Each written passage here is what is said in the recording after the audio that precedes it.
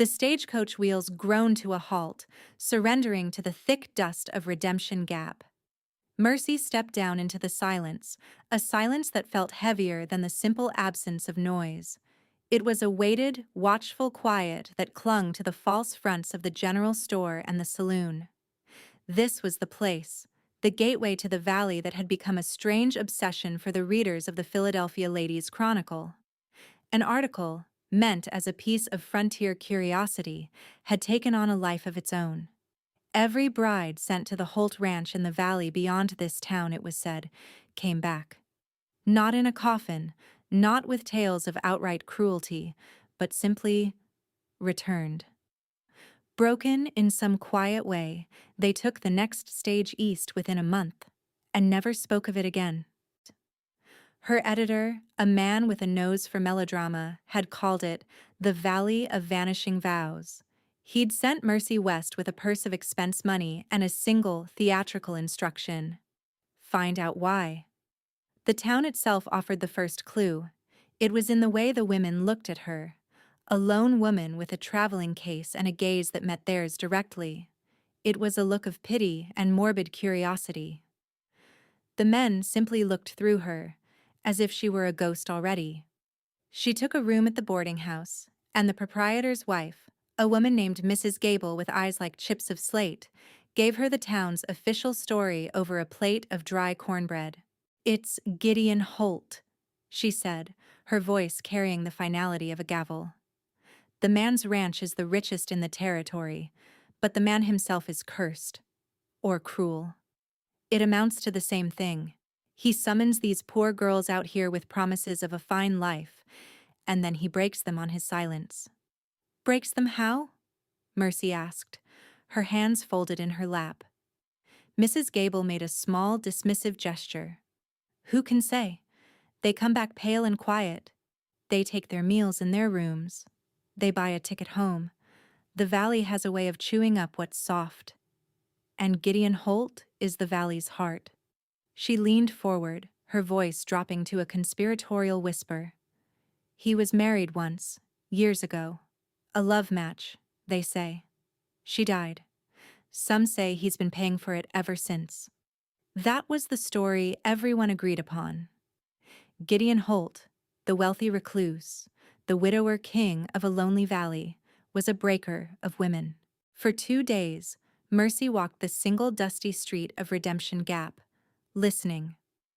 The whispers followed her, the same story told in different voices.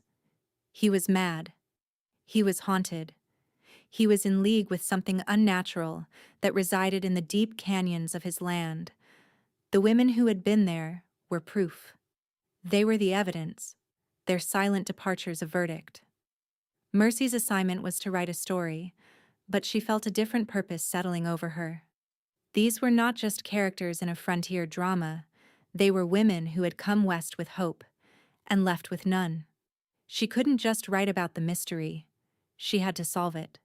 And there was only one way to do that. On the third morning, she walked into the livery.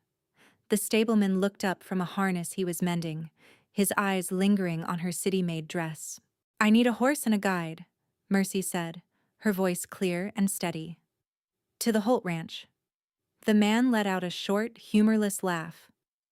"Lady, there ain't a man in this town who'll guide you there for a wedding, and judging by the look of you, you ain't the new housekeeper." "I'm not a bride," Mercy stated plainly. "I'm a writer. I'm here to document the unique operations of a successful Western ranch." It was a thin story, but it was the only one she had. He shook his head slowly. "He won't see you. Gideon Holt don't see nobody, especially not women." "Then I'll ride alone," she said. "If you'll sell me a steady horse and give me the direction." The stableman stared at her, a flicker of something, maybe respect, maybe just disbelief in his eyes. He sold her a placid mare for a price that was probably too high and drew a crude map in the dirt with the toe of his boot.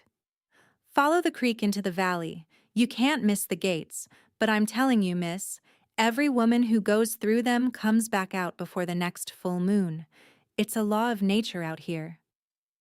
"Then perhaps it's time for a law to be broken," Mercy said, more to herself than to him. She rode out of Redemption Gap as the sun climbed the sky, the town's pitying gaze a weight on her back. The trail was easy enough to follow, a winding path that shadowed a clear, fast-moving creek. The air grew cleaner, scented with pine and damp earth. After an hour, the narrow pass opened up, and she stopped, catching her breath. The valley spread before her like a kingdom. Lush green pastures, dotted with hundreds of head of cattle, stretched for miles, bordered by dark, timbered mountains. In the center of it all, nestled in a stand of cottonwoods, was the ranch. It was not a rustic cabin, but a sprawling two-story house of dark wood and stone, surrounded by barns and corrals so vast they looked like a small town unto themselves. The place radiated wealth and power. It was prosperous, orderly, and from this distance, beautiful. But as she drew closer, a sense of unease settled over her. The prosperity was undeniable. The fences were sound, the cattle fat, the barns freshly painted, but the place was utterly silent. No dogs barked, no ranch hands called to one another, no smoke curled from the main house's massive stone chimney.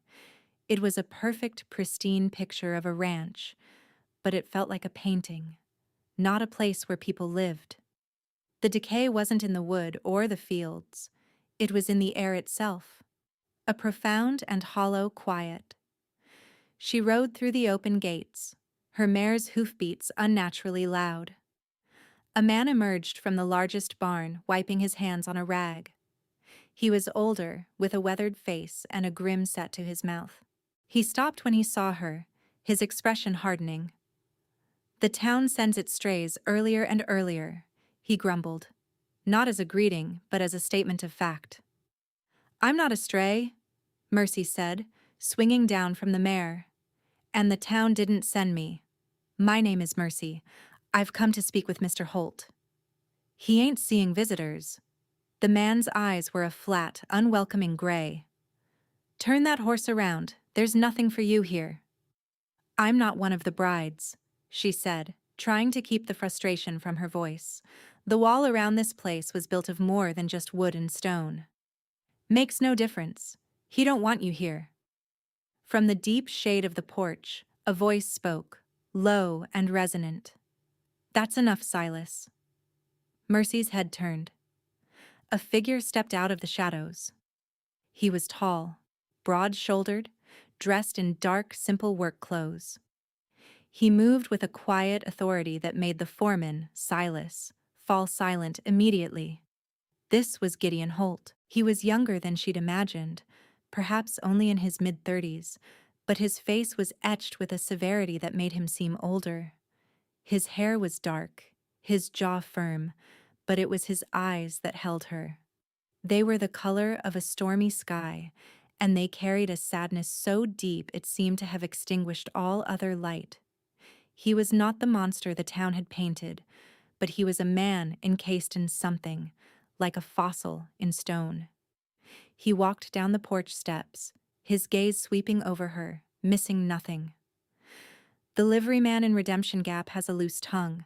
I'll have to have a word with him about sending uninvited guests my way." "He tried to dissuade me," Mercy said. "He told me I was wasting my time." "He was right," Gideon said. His voice was not unkind, but it was utterly devoid of warmth. It was the voice of a man who had long ago decided against hope. "Whatever you're seeking here, you won't find it." "I was told this valley has a story," she countered, holding his gaze. "I came to hear it." A flicker of something, surprise, irritation, crossed his face. "There is no story. There is a ranch. There are cattle. There is work. That is all." "The women who came before me might disagree," she said softly. His jaw tightened. For a long moment he just looked at her, and she felt as if he were weighing her, measuring her against a standard she couldn't possibly understand. The silence stretched, thick and uncomfortable. She could feel the foreman's hostile stare, the weight of the house's oppressive quiet, the sheer force of this man's solitude. Any sensible woman would have turned and fled. But Mercy was not here to be sensible. She was here for the why. "I am not here for a husband, Mr. Holt," she said, her voice even. "I am here for the truth. I will work for my keep. As a cook, a cleaner, a governess if you have need of one. Let me stay for 1 month, the same month you gave all the others. At the end of it, I will leave. And I will write your story. The true one." Gideon Holt looked at her, and for the first time a genuine emotion showed in his storm-gray eyes. A profound, bone-deep weariness. He looked past her, toward the distant mountains, as if consulting with them. "I have no need of a governess," he said finally, his voice flat. "There are no children here." He paused, his gaze returning to her. "But the housekeeper could use a hand. 1 month. You will work. You will ask no questions of me or my men. At the end of it, you will leave. Are those terms acceptable?" "They are," Mercy said, though her heart was pounding. "Silas," Gideon said, turning to the foreman without another glance at her. "Show her to a room in the main house. Put her horse in the stable." He turned and walked back into the shadows of the porch, disappearing into the house without a backward glance.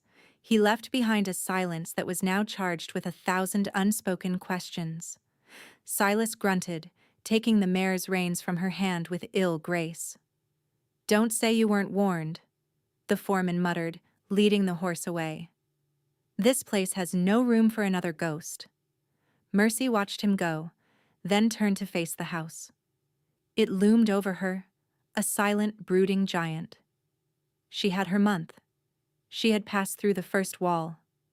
Now she had to find the door to the real prison. The room Silas showed her to was at the back of the house, overlooking a neglected kitchen garden.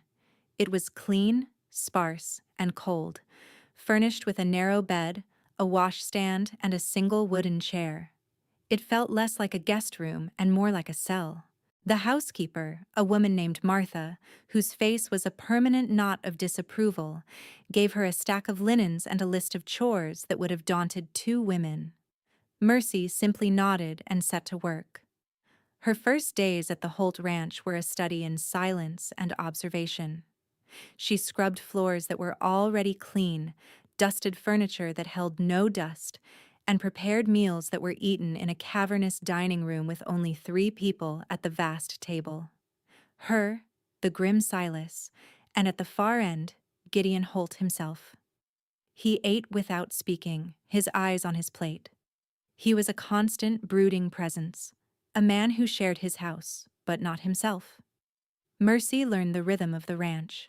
The hands rose before dawn, their quiet movements and low voices a testament to the master's own disposition. They were competent, hard-working men who regarded her with a wary distance. They were loyal to Gideon, and that loyalty manifested as a protective wall she could not seem to breach. The house itself was the greater puzzle. It was a beautiful prison, full of polished wood and fine things, but it had no life. No music was ever played on the grand piano in the parlor. No books were ever taken from the shelves in the library.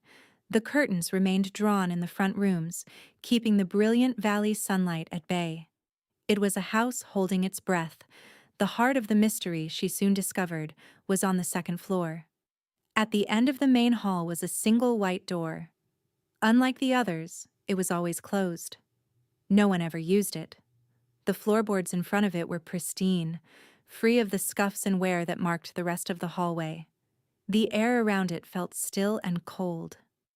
Martha, when cleaning, would pass it with her eyes averted, as if the door itself were a judgment. One afternoon, driven by a need to bring some life into the suffocating quiet, Mercy took it upon herself to work on the neglected garden. The weeds were thick, but underneath them, the soil was rich. As she worked, pulling at stubborn thistle, she uncovered the ghost of a path, and at its end, a single, magnificent rose bush. It was choked with weeds, but it had been pruned with an expert hand, its branches carefully shaped. And unlike everything else in the garden, it had been recently watered. The earth around its base was dark and damp.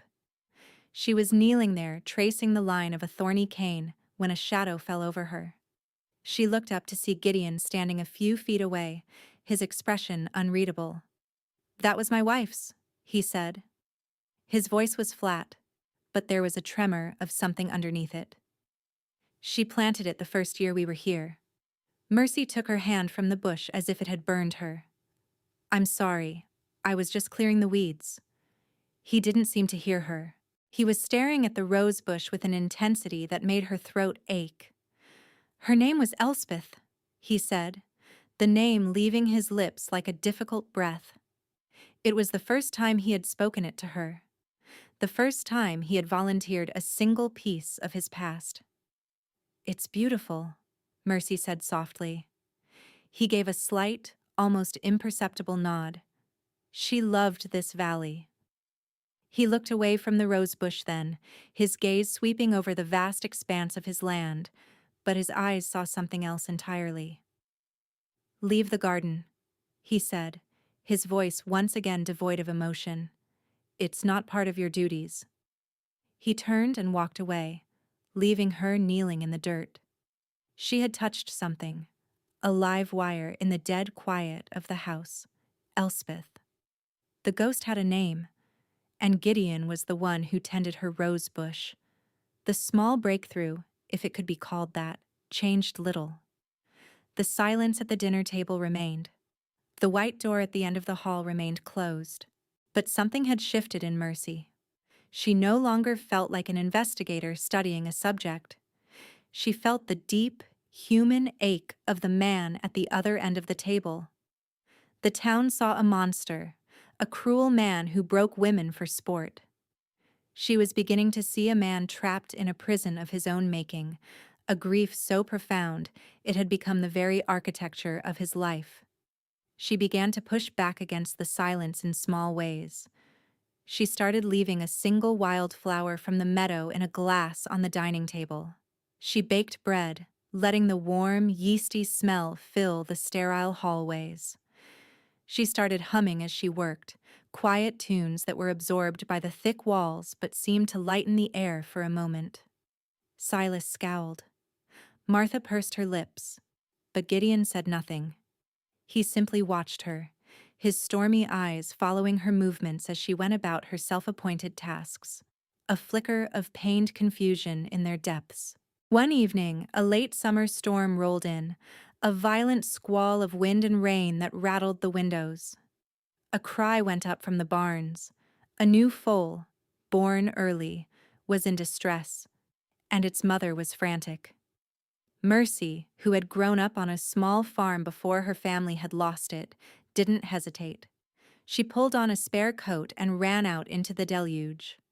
The barn was a scene of controlled chaos. Lantern light cast long, dancing shadows. The mare, wild-eyed, kicked at the stall walls, refusing to let anyone near the shivering foal on the straw. Silas and another hand were trying to gentle her, without success. Gideon was there, his shirt soaked through, his voice a low, steady rumble as he tried to calm the mare. He saw Mercy at the stall door and his face hardened. "Get back to the house. This is no place for you." "I can help," she said, her voice rising over the wind. "Let me try." Silas scoffed. "The mare'll kill you." But Mercy's eyes were on the foal, its breath coming in shallow, ragged gasps. She ignored the men and slipped through the rails into the stall. She didn't approach the mare. Instead, she knelt in the straw beside the foal, her movements slow and deliberate. She began to speak to it, her voice the same low, steady murmur Gideon had been using. She laid a hand on its damp coat, stroking its neck, her touch infinitely gentle. The mare stopped her frantic pacing.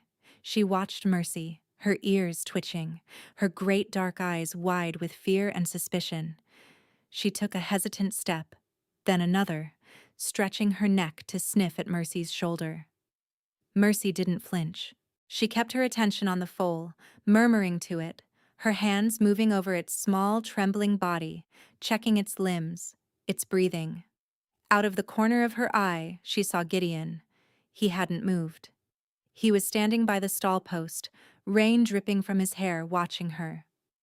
The anger was gone from his face, replaced by an expression of stark astonishment. He was watching her hands, the sure, competent way they moved, the quiet confidence she projected. He was watching the way the frantic mare had gentled, trusting this strange woman with her newborn. "It's cold," Mercy said without looking up. "We need to get it warm and dry." Gideon seemed to shake himself from his trance. He gave a sharp nod to Silas, who hurried to fetch blankets. For the next hour, the three of them worked together in the small, lantern-lit space. Mercy directed the men, her voice calm and certain, telling them how to rub the foal down, how to encourage it to stand. Gideon worked beside her, his initial resistance forgotten, his movements mirroring hers. Their hands brushed as they positioned a blanket. A jolt, potent and unexpected, passed between them. Neither of them pulled away. Finally, the foal, dry and warm, managed a wobbly stand and began to nurse. The mare nosed it, her anxiety eased.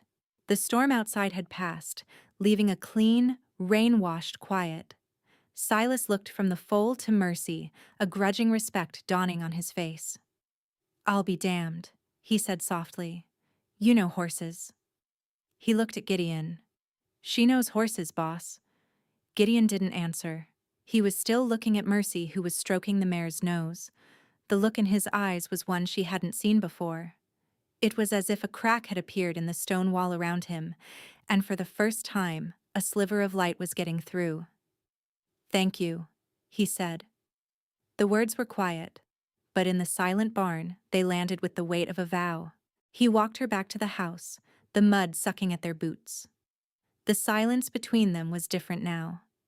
It was no longer a void, but a shared space, filled with the memory of the storm and the life they had saved together. At the porch steps, he stopped her. "Where did you learn to do that?" "I grew up on a farm," she said. Before we lost it." He nodded slowly. "My wife. Elspeth," he said, the name coming a little easier this time. "She had that same touch with animals. They trusted her." He looked at her, and Mercy felt her breath catch. He wasn't just seeing a hired hand anymore. He was seeing a woman. And it terrified him. He took a half step back, the wall of his grief slamming back into place. "You should get inside," he said, his voice once again distant. "You'll catch a chill." He turned before she could answer and strode back toward the barns, a man retreating into the safety of his work. Mercy watched him go, a profound ache in her chest. She had been granted a glimpse inside the fortress, but the gate had been barred again before she could even take a step. In the days that followed, the crack in Gideon's armor seemed to seal over. He was more remote than ever, his silence at the dinner table heavier, his gaze fixed on some point beyond the walls of the room. He avoided her, arranging his day so their paths would not cross. But Mercy knew something had irrevocably changed. He was aware of her now, and she was just as aware of him. The pull between them was a silent, undeniable current in the still house. Her month was drawing to a close. She had a notebook full of observations, but she was no closer to the central truth. She knew the ghost's name was Elspeth. She knew Gideon tended her rosebush and mourned her with a silence that choked the life out of his own home. But she didn't know why it had driven a dozen other women away. What happened in this house that made hope impossible? One afternoon, while Martha was in town for supplies, Mercy found herself drawn once again to the second-floor hallway. The white door stood at the end of it, placid and implacable. She had respected Gideon's unspoken rule, his boundary of grief.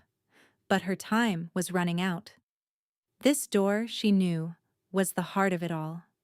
She walked toward it, her soft-soled shoes making no sound on the polished floor. She reached out and touched the cool brass knob. It was locked. Of course, it was locked. As her fingers rested on the knob, she noticed something she hadn't seen before. Tucked into the bottom of the doorframe, almost invisible, was a folded piece of paper. Her heart pounded.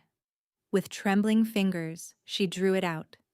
It was a letter, written in a delicate, looping hand. It wasn't old. The paper was fresh, the ink dark. It began without salutation. If you are reading this, then you are the one who came after me. I am leaving tomorrow. I cannot stay here any longer. It is not that he is cruel. He is the kindest, most broken man I have ever met. But he lives with a ghost, and there is no room for anyone else. This house is her house. This valley is her valley. Every chair, every book, every patch of sunlight on the floor belongs to her. And there is one place that is her heart, a room he keeps locked. I asked him once to open it. The look in his eyes. I knew then that I could live here for 50 years, and I would never be anything more than a visitor in another woman's life. I hope you are stronger than I was. I hope you can find a way to open that door. But I could not. Godspeed. Anna. Mercy's hands were shaking as she folded the letter. Anna, one of the brides. She had left a warning, a piece of a map for the next woman. So this was it. The locked room. It wasn't just a place of memory, it was a test. A barrier that no one had been able to cross. The other women had come up against this door, this monument to Elspeth, and they had retreated, accepting that they could never compete with a memory so perfectly preserved. That evening, a visitor came to the ranch. It was Mrs. Gable, the matriarch of Redemption Gap, her buggy kicking up a cloud of self-important dust. She marched onto the porch as if she owned it, her gaze finding Mercy, who was trimming the wicks of the porch lanterns. "Well, well," Mrs. Gable said, her voice dripping with false sweetness. "Still here, are we? Your month must be nearly up. I trust you found your stay educational." "I have," Mercy said calmly, meeting the woman's hard stare. "Gideon Holt is a difficult man," the older woman continued, lowering her voice. "He has his secrets. A wise woman learns not to pry into them. He requires a wife who is decorative and silent. The others learn that lesson. I hope you have as well." She was delivering a warning, cloaked as advice. She was the town's enforcer, the keeper of the story. Mercy's presence here, her persistence, was a threat to the established narrative. Gideon emerged from the house then. He stopped when he saw Mrs. Gable, his face a thunderous mask. "What do you want, Beatrice?" he asked. His use of her first name was a clear dismissal of her social standing. "Just paying a social call, Gideon," she said, her smile not reaching her eyes. "And checking on our little writer here, to make sure she's being treated with the propriety your household is known for." The insinuation was clear and ugly. Gideon's eyes turned to ice. "Missy Mercy is my guest and my employee. How she is treated is my concern, not yours, and not the town's." He took a step forward, his sheer size and presence making the formidable Mrs. Gable seem small. "I believe you were just leaving." It was a dismissal so absolute it was breathtaking. Mrs. Gable's face flushed with anger. She shot a venomous look at Mercy, a look that promised retribution, before turning on her heel and marching back to her buggy. Gideon watched until the buggy was a speck in the distance. He turned to Mercy, his expression fraught with a turmoil he couldn't hide. "This is what happens," he said, his voice rough. "This is why it's impossible. They won't leave you be.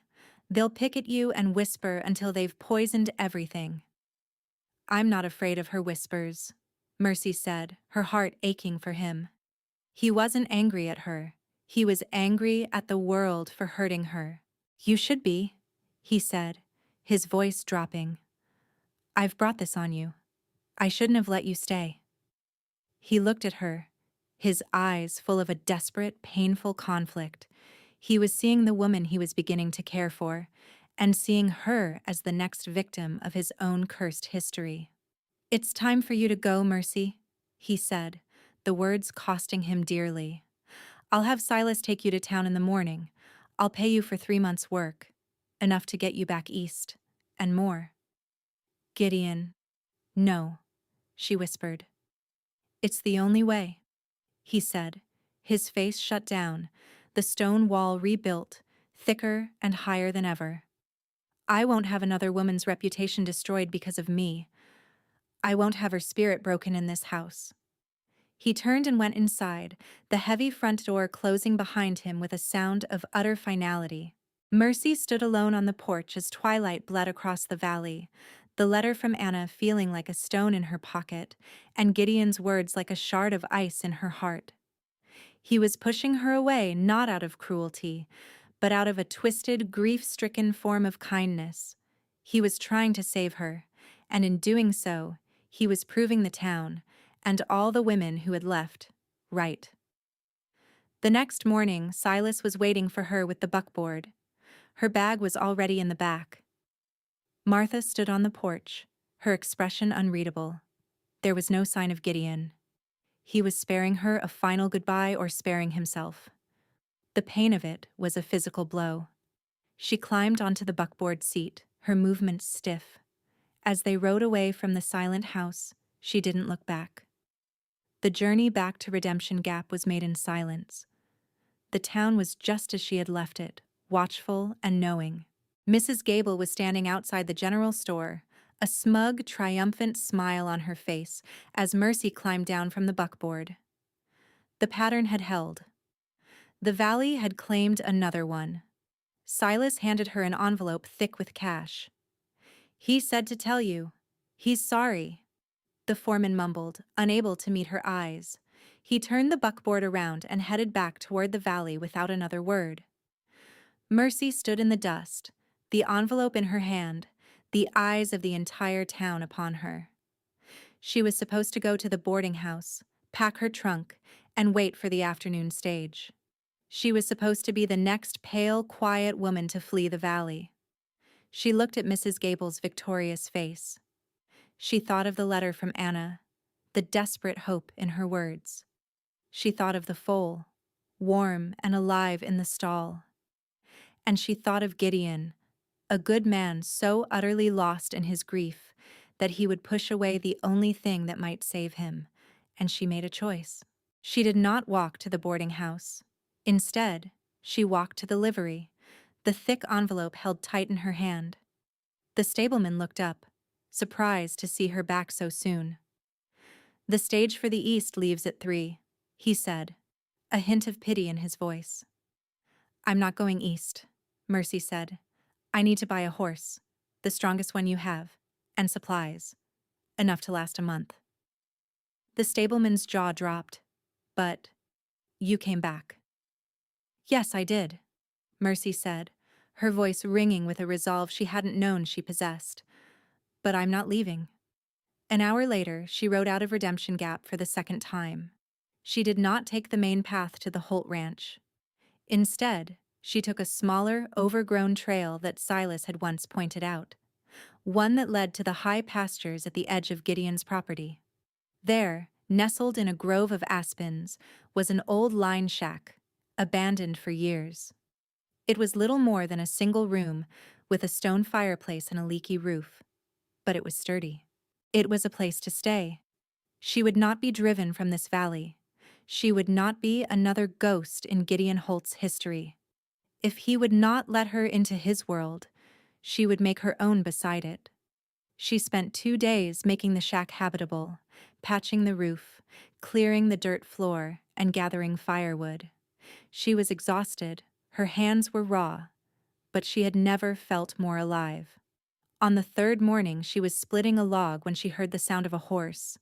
Gideon was there, sitting on his big roan at the edge of the clearing. He looked as if he hadn't slept in days. His face was a mask of disbelief, and a dozen other emotions she couldn't name. He dismounted slowly, his eyes fixed on her, on the axe in her hands, on the thin curl of smoke rising from the shack's chimney. "What are you doing?" he asked, his voice hoarse. "I'm staying," she said simply, lowering the axe. "You can't. This is my land." "Then tell me to leave," she challenged, her chin high. "Look me in the eye and tell me to go." He walked toward her until he was only a few feet away. The air crackled between them. "Mercy, you don't understand." "No, you don't understand," she said, her voice shaking with the force of her conviction. "I'm not one of them, Gideon. I'm not going to break. I'm not going to run away because you're afraid. I know about the room." His face went pale. The blood drained from it, leaving him looking stark and haunted. "How?" "It doesn't matter how. I know you keep it for her. I know you're trapped in there with her." The other women saw the locked door and they saw a wall. "I see a cage. And you're inside it, not her. You're not honoring her, Gideon. You're letting your grief bury you alive. And you're letting it poison this beautiful place she loved." Tears streamed down her face, but her voice was strong. "I fell in love with a man who is good and kind and strong enough to run this whole valley, but who isn't strong enough to open one door. I'm not asking you to forget her. I'm asking you to let me in. Let me share the burden of it. Or tell me to go. But don't you dare try to save me by sending me away." He stared at her, his own eyes shining with unshed tears.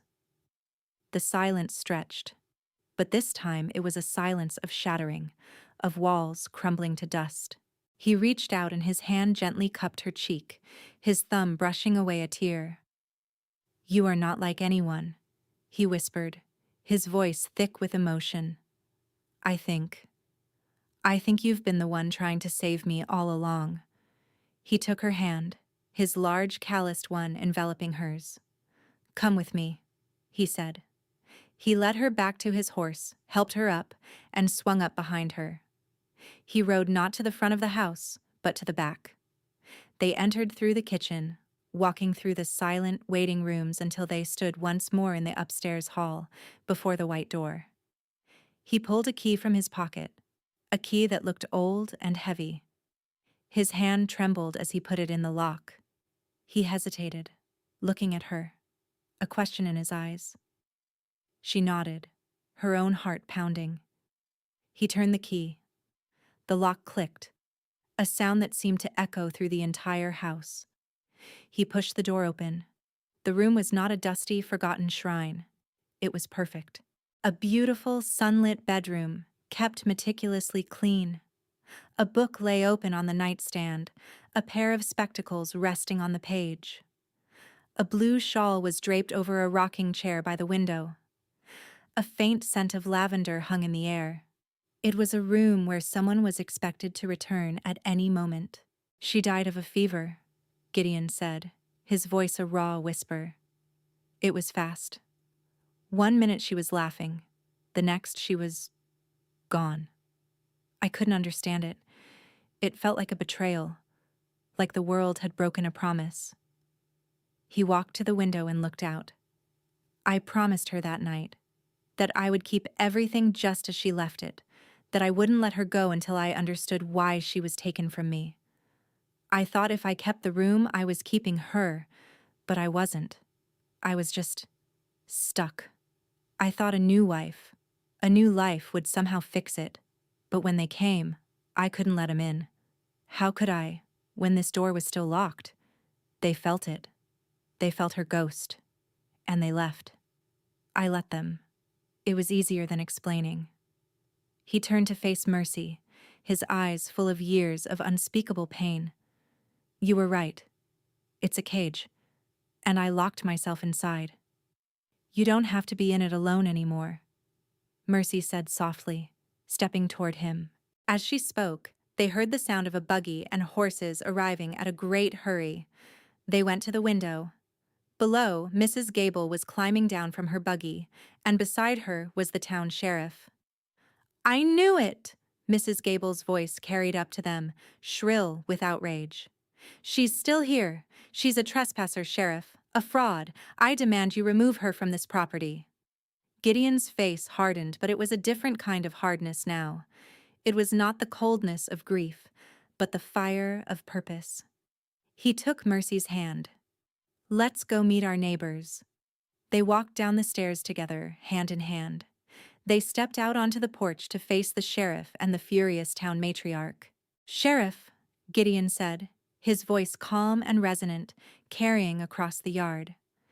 Mrs. Gable is mistaken. Mercy is not a trespasser. She is here at my invitation. Gideon, this is unseemly. The sheriff began, clearly uncomfortable. The woman was sent away. I made a mistake, Gideon said, his eyes never leaving the sheriff's. A mistake I intend to rectify. He turned his gaze on Mrs. Gable, and the woman flinched under its intensity. For years, this town has gossiped about my life and my grief. You have passed judgment on me and on every woman who has had the courage to come here. That ends today. He raised Mercy's hand, lifting it so everyone could see their joined fingers. This woman, Mercy, did not run from the ghosts in this house. She stood her ground and offered her light to the darkness. She is the strongest, bravest soul I have ever known. And I am asking her to be my wife.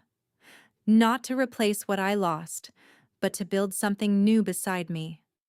A collective gasp went through the small crowd of ranch hands who had gathered to watch. Mrs. Gable's face was a picture of apoplectic fury. And let me be clear, Sheriff, Gideon continued, his voice like iron.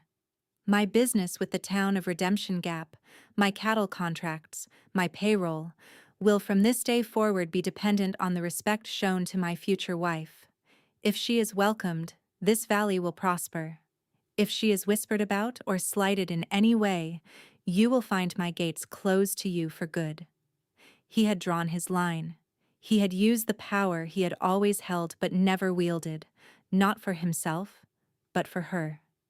He had saved her from the town's judgment publicly and absolutely. The sheriff, a practical man, seemed to understand the new political reality instantly. He cleared his throat and tipped his hat to Mercy. Ma'am, my apologies for the intrusion. He turned to Mrs. Gable. Beatrice, I think your business here is concluded. Defeated, the matriarch stared at Mercy, her eyes full of hatred for the woman who had not only broken the pattern, but had dismantled her power. She climbed into her buggy and rode away, leaving a cloud of humiliated dust behind her. In the quiet that followed, Gideon turned to Mercy. His eyes, once so full of storms, were clear and deep. I believe I just made a very public proposal before I asked you in private, he said, a small tentative smile touching his lips for the first time. So I will ask you now. Mercy, will you stay? Will you marry me and bring the light back into this house? I'm staying, she said, her own smile radiant through her tears. Yes, I'll marry you. 6 months later, the great house on the Holt Ranch was alive. The windows were thrown open to the valley breeze, and the sound of a piano played with more enthusiasm than skill by Mercy often drifted out into the yard. The white door at the end of the hall was never closed. The room had become Mercy's study, its sunny disposition a perfect place for her to write. She never wrote the story of the Valley of Vanishing Vows. Instead, she wrote letters to her editor explaining that she had found a story that was not for sale, a life that was not for print. She and Gideon were a constant presence, side by side. They rode the valley together, worked together, and sat on the porch in the evenings, watching the sun set behind the mountains. The town of Redemption Gap, guided by a new sense of economic self-preservation, treated her like a queen. Mrs. Gable had found her social influence much diminished. One evening, as they sat on the porch, Gideon took her hand. The old rose bush in the now thriving garden was covered in deep red blooms. Every woman who came here saw a ghost they couldn't fight, he said quietly. How did you know you could? Mercy leaned her head on his shoulder. content in the peaceful quiet. Because you weren't haunted by a ghost, Gideon. You were haunted by a memory of a great love. I didn't have to fight it. I just had to ask you to make room for another one. He brought her hand to his lips. His love for her, a quiet, steady flame that warmed them both. She had come to the valley to find out why every bride left, and in finding the answer, she had found the one man who would give her every reason to stay. It's a strange thing how a place everyone is running from can turn out to be home, but perhaps true belonging is never found in an easy place. Have you ever found something beautiful that everyone else was afraid of? We hope this story reminds you that some doors are only locked from the inside. If you enjoyed Mercy's journey, please like this video, subscribe to our channel for more stories of the heart, and ring that bell so you never miss a new beginning.